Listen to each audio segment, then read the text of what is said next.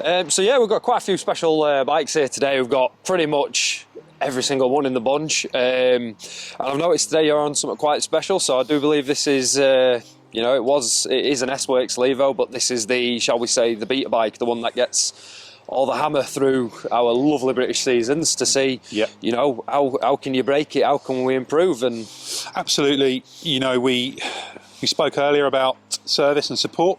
And before we launched the Generation 3 Levo, we kind of felt that we needed to have some test mules in the UK market. As UK riders, we ride through the winter, we ride in rain, in mud, in sludge, in snow, sleet, you name it. So it was really important that we just had some bikes that we could ride, and this is one of them. So got hold of this in August 2020. And rode it right through that winter in the worst conditions imaginable. The point of the exercise was just to see if we could make it stop working. Yeah. And then feed back to the product team and provide a bit of input there.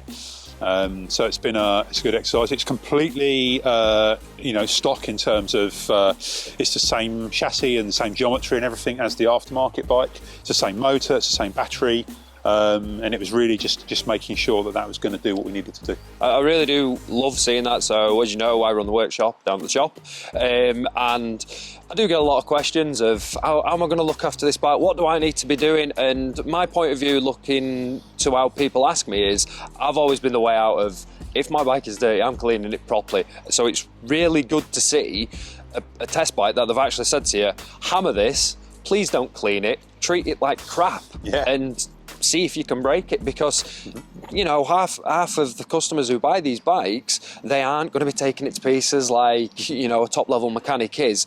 It's going to get rinsed down after every ride, it's going to get put in the shed, and you guys are well aware of that, and it's really good to see the testing going forward with that, of just try to break it. it was. I mean, it's incredibly hard at first to sort of have a bike like this and not look after it. Yeah. But that was the ask, so that was what was done.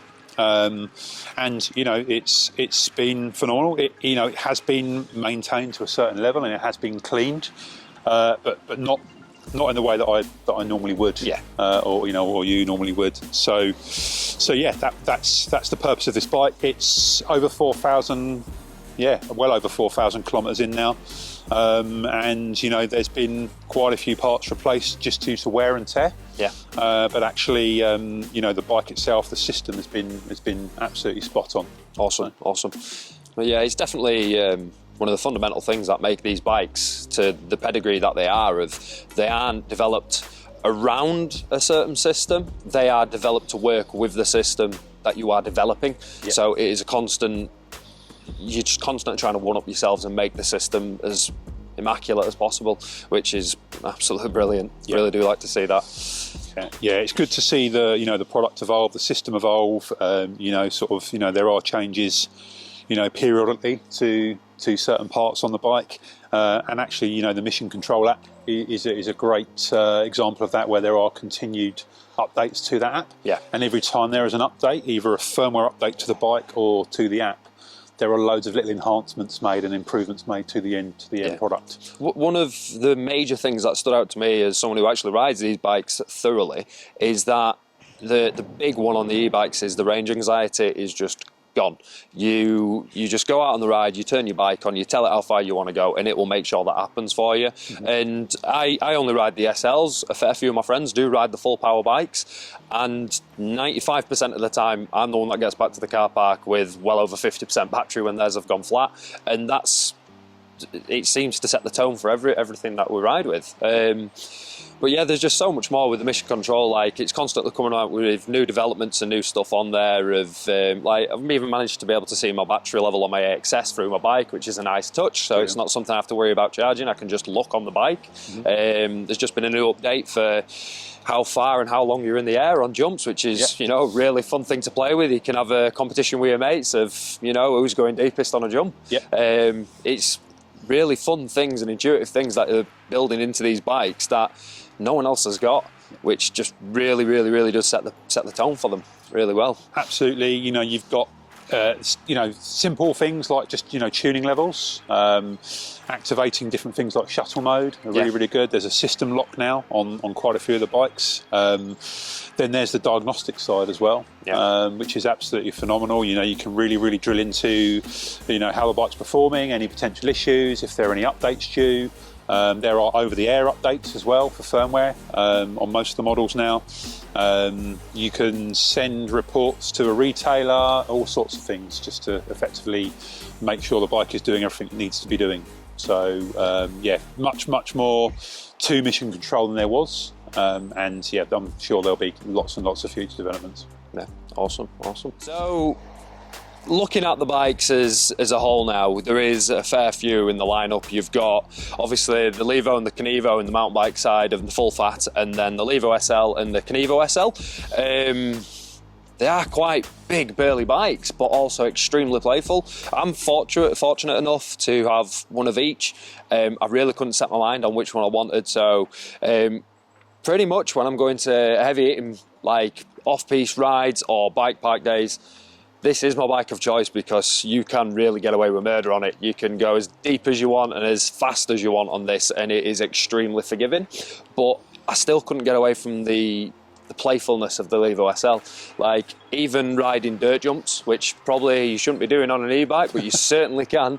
The thing rips. It's so poppy, it's alive, and it's the characteristics of both that really do stand out. Like, one's a super heavy hitter, the other one you can still ride it like a heavy hitting bike, but the smile is still on your face when you're messing around just prattling about in car parks or on nimble little jibby trails. They're absolutely bang on. Now, I've had a bit of a footing on the full power e-bikes, and as we said before, you can really program these bikes to do and ride exactly how you want. So if you are having long pedally days out, they can still be that and still be super efficient.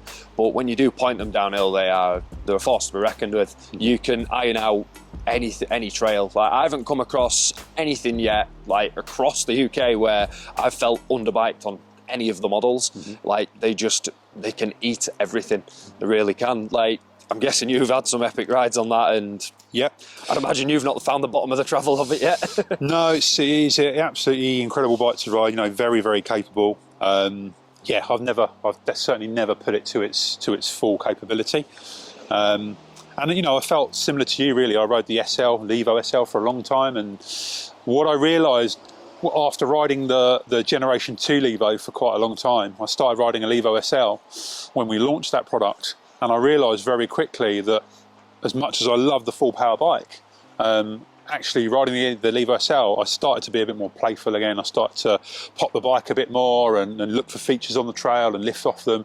And I realised on the full power bike, I just got used to just spinning along and being a passenger on the bike and getting in some big rides and having a great time. But it just changed my riding style slightly. So going to the SL really, really helped me. And I actually found, on a lot of my local trails that I know well, I actually found that my times are faster on the SL, and in fact they still are, even though I absolutely love riding the full power. And this is the thing, it's like neither bike is better, it's just they've got their merits, they've got their benefits. You just got to figure out as a rider what suits you. Same for what you're riding there. I mean, you've got an S-Works, which is very, very nice, but you know, the Kenevo SL is actually a really, really incredible bike, because it is effectively an electric enduro. The suspension performance, as you will know, is absolutely incredible, and I think that's you know, a bike that is you know, riders that give it a try and try it out and actually get on board one, it's just game changing as a bike, because it's got those lightweight characteristics. It's got the suspension performance and the geometry and the handling, but you know, you can do your own uplifts on it, and you can do some massive days out. So it could be the real all-rounder of the whole lot. It could be the dark horse. I mean, what do you think? I'm still torn between the two. As you've just said, they both have the merits, and I'm talking specifically between the SLs. I'm a big believer of the power that this puts out is perfect amount. Coming from, well, we all ride bikes. I ride normal bikes for years. I still do, but for me, I could never really massively get on with having a mass amount of power underneath me. I always felt like I needed to being the one that's making the bike charge up the hill. And with these, you do get that, but you get it in such a different, it's given to you in such a different way that it feels more attuned with you as a person. It sounds daft, but they ride exactly how you want them to ride. They are a lightweight electric mountain bike that can just do everything. Really can. If you could only have one?